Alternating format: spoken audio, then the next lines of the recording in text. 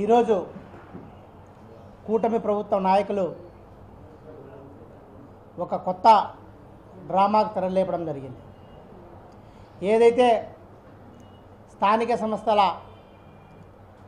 ఎన్నికలకు సంబంధించి ఎన్నికలు జరపాలన్న ఉద్దేశంతో మేము ముందుకు పోతున్నాం అని వాళ్ళే లేనిపోయిన అడ్డంకులు సృష్టించే కార్యక్రమాన్ని ఈరోజు ప్రభుత్వం తరఫున చేపట్టడం జరుగుతుంది. ముఖ్యంగా గతంలో ఎప్పుడు కూడా చంద్రబాబు నాయుడు గారు స్థానిక సంస్థల ఎన్నికలు జరిపిన చరిత్ర చంద్రబాబు నాయుడు గారికి లేదు. ఎప్పుడూ కూడా ఇన్ఛార్జీల పరిపాలనతోనే ఎక్కువ కాలం కొనసాగించిన ఘనత చంద్రబాబు నాయుడుకి దక్కుతుంది. ఇప్పుడు కూడా ఈరోజు ఆంధ్ర రాష్ట్రంలో రెండు రకాలైన విచిత్ర కోణాలు స్థానిక సంస్థలకు సంబంధించి జరుగుతున్నాయి. ఒకటి ఎస్ఐఆర్ ప్రోగ్రాము, రెండోది బీసీ రిజర్వేషన్స్. ఈ రెండింటి మాటన ఒక దిట్టి ఎన్నికలు జరపాలంటాడు, మరొక పక్కన ఆయనే అడ్డంకులు సృష్టించే కార్యక్రమాన్ని ఈరోజు చంద్రబాబు నాయుడు గారి ప్రభుత్వం చేపట్టడం జరుగుతుంది. మొట్టమొదటిగా ఏదైతే ఈ రాష్ట్రంలో ఎస్ఐఆర్ ప్రోగ్రాం ప్రక్రియ కొనసాగే కార్యక్రమం జరుగుతుంది. అది అక్టోబర్ 3వ తేదీకి ఫైనల్ నోటిఫికేషన్ ఓటర్ లిస్టు రావడం జరుగుతుంది అని ఒక షెడ్యూల్ కూడా కేంద్ర ప్రభుత్వం విడుదల చేసింది. అది ఒక తిట్టు కొనసాగుతుండగానే 2025 ఓటర్ లిస్టుతో లోకల్ బాడీ ఎలక్షన్స్ జరుపుతాము అని చెప్పేసి ఆయన చెప్పడం జరుగుతుంది. కోర్టులోనేమో ఎన్నికల కమిషన్ ద్వారా సర్ ప్రోగ్రాం అయిపోయిన తర్వాత ఎన్నికలు జరుపుతామని చెప్పేసి కోర్టులో పిటిషన్ వేసే కార్యక్రమం చేయడం జరుగుతుంది. అంటే ఆయన ఎన్నికలు జరపాలనా లేదనా అనేది ప్రజలకు స్పష్టంగా చెప్పకుండా ఊరికి ఎన్నికలకు పోతాము అని ఒక లీకులు ఇచ్చే కార్యక్రమం చేపడుతుంది. అంటే ఏదైతే ఇప్పుడు మన రాష్ట్ర ప్రభుత్వం చేపడుతుందో ఎన్నికల కమిషన్ కానీ అలాగే ఇప్పుడు లోకల్ బాడీ ఎలక్షన్కి సంబంధించిన ప్రక్రియ కానీ పూర్తిగా ఎస్ఐఆర్ ప్రోగ్రాం తర్వాత చేపడితే నిష్పాక్షికంగా ఎన్నికలు జరిగే ఆస్కారం ఉంటుంది.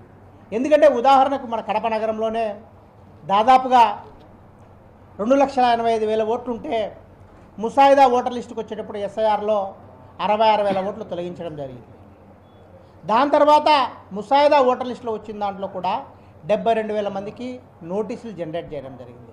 అంటే దాదాపుగా 1,30,000 ఓట్లు అగమ్య గోచరంగా ఉన్న పరిస్థితిలో మనం అంటే ఇవి డూప్లికేట్ ఓట్సా, దొంగ ఓట్లా, ఇవన్నీ కూడా ఎస్ఐఆర్ ప్రక్రియ తర్వాత పూర్తి ఓటర్ లిస్ట్ వచ్చే కార్యక్రమం జరుగుతుంది. అప్పుడు ఎన్నికలు జరిపితే నిష్పక్షపాతంగా జరిగే కార్యక్రమం జరుగుతుంది తప్ప ఇప్పుడు కేవలం ఎస్ఐఆర్ ప్రోగ్రాం ముగింపు దశకు వచ్చినప్పుడు పాత ఓటర్ లిస్టులో చేపట్టడం ఎంతవరకు సమంజసం అని చెప్పేసి వైఎస్ఆర్ కాంగ్రెస్ పార్టీ తరఫున మేము డిమాండ్ చేస్తున్నాం. అంతేకాదు ప్రత్యక్ష ఎన్నికలు అన్నారు. దేనికైనా వైఎస్ఆర్ కాంగ్రెస్ పార్టీ ఎప్పుడు ఎన్నికలు జరిగినా వైఎస్ఆర్ కాంగ్రెస్ పార్టీ తరఫున పోటీ చేయడానికి వైఎస్ఆర్ కాంగ్రెస్ పార్టీ కార్యకర్తలందరూ కూడా సిద్ధంగా ఉన్నారు. ప్రజలు కూడా ఎప్పుడెప్పుడు లోకల్ బాడీ ఎలక్షన్స్ వస్తాయని కూడా వెయిట్ చేస్తున్నారు. కానీ ఈ కూటమి ప్రభుత్వం కేవలం ఎన్నికల్లో జరపకూడదనే ఈ విషయాలన్నీ కూడా ముందుకు తీసుకొస్తుందని చెప్పేసి మేమైతే అనుకోవడం జరుగుతుంది. ఇంకోటి ఈరోజు మనం చూస్తే మన చంద్రబాబు నాయుడు బాగా పత్రికలు ఈనాడు, జ్యోతి, జేహో బీసీ స్థానిక సంస్థల్లో 34%, పట్టణాల్లో 33%. ఈనాడులో జేహో బీసీ స్థానిక సంస్థల ఎన్నికల్లో వెనుకబడ్డ వర్గాలకు చంద్రబాబు నాయుడు అండ.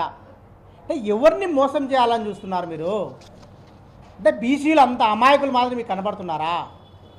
అంటే లేని రిజర్వేషన్ మేము అంటే ఇంకా క్యాబినెట్లో ఆమోదం జరిగింది, ఇంకా అసెంబ్లీలో పెట్టాలి, దానికి సంబంధించిన చట్టబద్ధత రావాలి. ఇవన్నీ లేకుండా కూడా ఈ పత్రికలు అప్పుడే చంద్రబాబు నాయుడును జాకీలు పెట్టి లేపే కార్యక్రమాన్ని చేస్తున్నారంటే బీసీలకు మీరు మేనిఫెస్టోలో ఇచ్చిన ఎటువంటి సంక్షేమ పథకాలు అమలు చేయడం లేదు, బీసీలంతా తేరుకున్నారు, రాబోయే ఎన్నికల్లో మాకు ఓట్లేసే పరిస్థితి లేదనే ఉద్దేశంతో ఈ డ్రామాను తెలుగుదేశం పార్టీ ముందుకు తీసుకొచ్చిందని చెప్పి పత్రికా సోదాల ద్వారా ప్రజలకు తెలియజేసే కార్యక్రమం చేస్తుంది.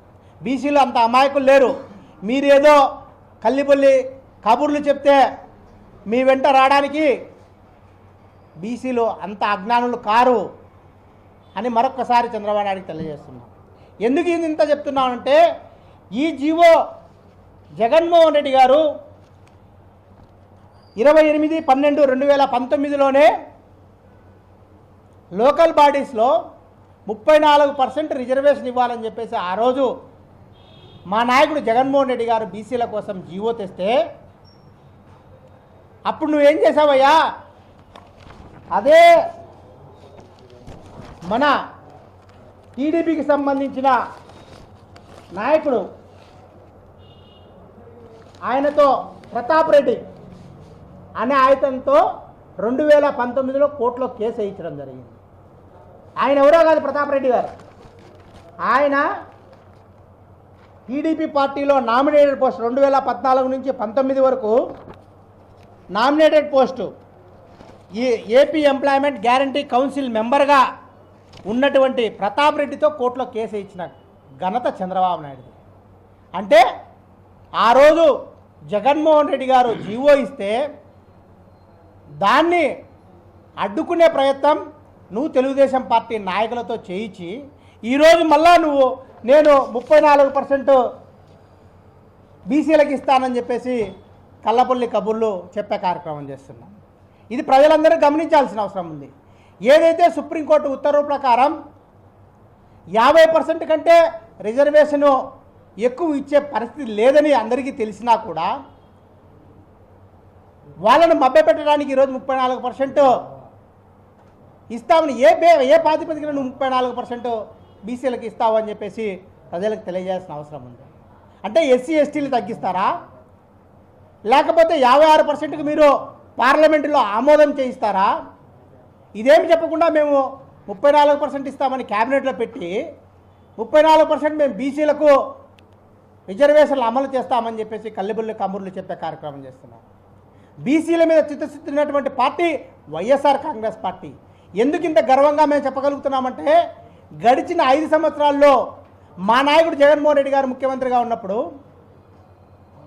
బీసీలంటే బ్యాక్వర్డ్ క్లాస్ కాదు, ఈ రాష్ట్రానికి బ్యాక్ బోన్లోని గుర్తించి వాళ్లకు ఆర్థికంగా, సామాజికంగా, రాజకీయంగా అనేక పదవులు ఇచ్చిన వ్యక్తి జగన్మోహన్ రెడ్డి గారు. ఉదాహరణకు మనందరం చూసాం, గడిచిన 5 సంవత్సరాల్లో దాదాపుగా వైఎస్ఆర్ కాంగ్రెస్ పార్టీ బీసీలకు ఇచ్చిన పదవుల యొక్క వివరాలు మీ ద్వారా ప్రజలకు తెలియజేయాలని కోరుకుంటున్నాం. లోక్సభ ఎంపీ సీట్లు మొత్తం 25 సీట్లు ఉంటే 11 సీట్లు అంటే 44% బీసీలకు కేటాయించిన ఘనత మా నాయకుడు జగన్మోహన్ రెడ్డి గారిది. రాజ్యసభ ఎంపీ సీట్లు 11 ఉంటే 4 సీట్లు బీసీలకు ఇచ్చి 36% బీసీలకు కేటాయించిన ఘనత మా నాయకుడు జగన్మోహన్ రెడ్డి గారిది. ఎమ్మెల్సీలు 58 మంది ఉంటే 28 ఎమ్మెల్సీలు బీసీలకు కేటాయించిన ఘనత అంటే 48% బీసీలకు కేటాయించిన ఘనత జగన్మోహన్ రెడ్డి గారిది. మేయర్లు 13 మున్సిపల్ కార్పొరేషన్ మేయర్లు ఉంటే 9 మేయర్లను బీసీలకు కేటాయించిన ఘనత జగన్మోహన్ రెడ్డి గారిది. అంటే 69% మేయర్లుగా బీసీలకు కేటాయించిన ఘనత. జిల్లా పరిషత్ చైర్పర్సన్లు ఉంటే 13 ఉంటే 6 బీసీలకు కేటాయించిన నాయకుడు జగన్మోహన్ రెడ్డి గారు, అంటే 46%. అలాగే ఎంపీపీలు 636 ఉంటే 239 ఎంపీపీలను బీసీలకు కేటాయించిన ఘనత వైఎస్ఆర్ కాంగ్రెస్ పార్టీది. మున్సిపల్ చైర్పర్సన్లు 84 ఉంటే 44 సీట్లను మనం బీసీలకు కేటాయించిన ఘనత జగన్మోహన్ రెడ్డి గారిది, అంటే 53%. వ్యవసాయ మార్కెట్ కమిటీలు చైర్పర్సన్లు ఉంటే కనుక 196 ఉంటే 76 అంటే 39% బీసీలకు కేటాయించడం జరిగింది. ఇతర కార్పొరేషన్ చైర్పర్సన్లు 137 ఉంటే 53-39% బీసీలకు కేటాయించడం జరిగింది. బీసీ కార్పొరేషన్ చైర్పర్సన్లు 56 కార్పొరేషన్లను క్రియేట్ చేసి బీసీ కార్పొరేషన్ 56 మంది బీసీలను చైర్మన్లుగా చేసిన ఘనత జగన్మోహన్ రెడ్డి గారిది. అలాగే జెడ్పీటీసీల్లో 34%, ఎంపీటీసీల్లో 34%, సర్పంచుల్లో 39%ను బీసీలకు కేటాయించిన ఘనత వైఎస్ఆర్ కాంగ్రెస్ పార్టీదని చెప్పేసి తెలియజేస్తున్నాం. అంటే బీసీలకు ఎవరు న్యాయం చేశారో ఒక్కసారి ప్రజలందరూ గమనించాల్సిన అవసరం కూడా ఉందని కూడా మీ ద్వారా తెలియజేస్తున్నాం. కేవలం బీసీలను ఓటు బ్యాంకుగా ఉపయోగించుకున్న నాయకుడు చంద్రబాబు నాయుడు అని చెప్పేసి తెలియజేస్తున్నాం. ఎందుకంటే గతంలో మనకు అనేక పరిణామాలు గమనించాం. బీసీలు జడ్జీలుగా పనికిరారు అని చెప్పేసి కేంద్ర ప్రభుత్వానికి లేఖ రాసిన ఘనత ఇదే చంద్రబాబు నాయుడుదని కూడా మీ దృష్టికి తెలియజేస్తున్నాం. బీసీల యొక్క గుర్తించి వాళ్ళను కులగణన చేయాలని చెప్పేసి కేంద్ర ప్రభుత్వం ద్వారా కులగణన చేపట్టాలని చెప్పేసి ఆ రోజు అసెంబ్లీలో తీర్మానం చేసిన ఘనత జగన్మోహన్ రెడ్డి గారిదని చెప్పి తెలియజేసుకుంటున్నాం. అంతేకాదు వైఎస్ఆర్ కాంగ్రెస్ పార్టీ ఎంపీలతో 2019లో చట్టసభలలో నీకు 50% బీసీలకు కేటాయించాలి అని చెప్పేసి మన పార్లమెంటులో బిల్లు పెట్టిన ఘనత కూడా వైఎస్ఆర్ కాంగ్రెస్ పార్టీదని చెప్పేసి కూడా మీ అందరికీ తెలియజేసుకుంటాను. ఇన్ని పథకాల ద్వారా, అనేక సంక్షేమ పథకాల ద్వారా బీసీలను సామాజికంగా పైకి తీసుకొస్తూ రాజకీయంగా కూడా వాళ్ళందరికీ కూడా అనేక పదవులను కట్టబెట్టి వాళ్ళందరినీ కూడా రాజకీయ చైతన్యం చేసిన ఘనత జగన్మోహన్ రెడ్డి గారిదని చెప్పేసి కూడా తెలియజేస్తున్నాం.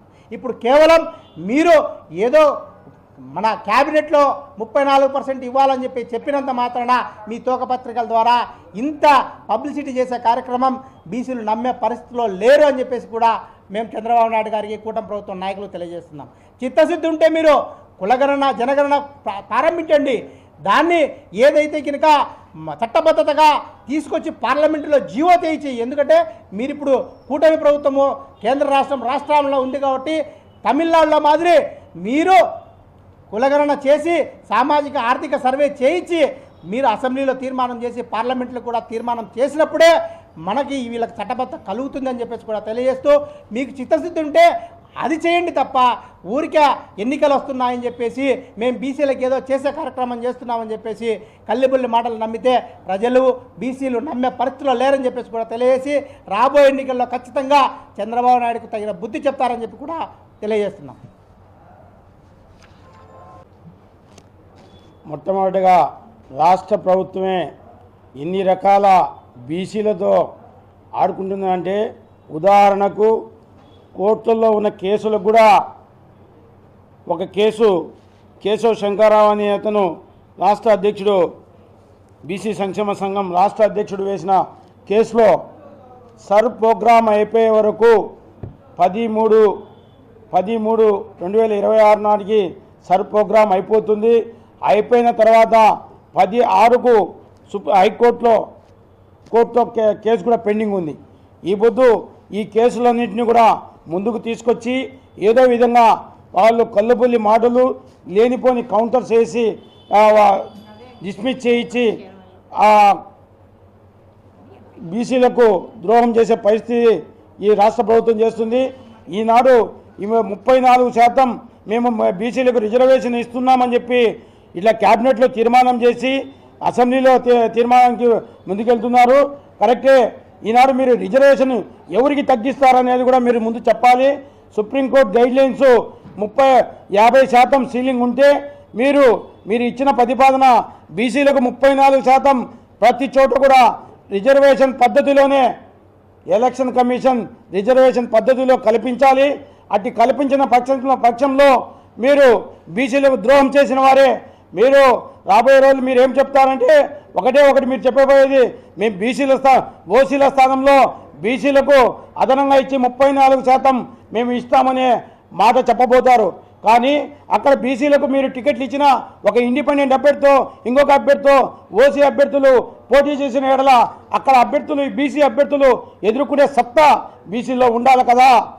కాబట్టి ఇవన్నీ కాదు, మీరు ఖచ్చితంగా బీసీలకు చట్టబద్ధతతో 34% రిజర్వేషన్ పద్ధతిలోనే ఇచ్చి మీరు మీ ఉనికి చాటుకోండి. కానీ జోహో బీసీ అంట, ఎక్కడ బీసీలు మీరు బీసీలకు ఎన్ని పదవులు ఇచ్చారు, ఏమి ఇచ్చారో ఒక శ్వేతపత్రం ముందు రిలీజ్ చేయాలి.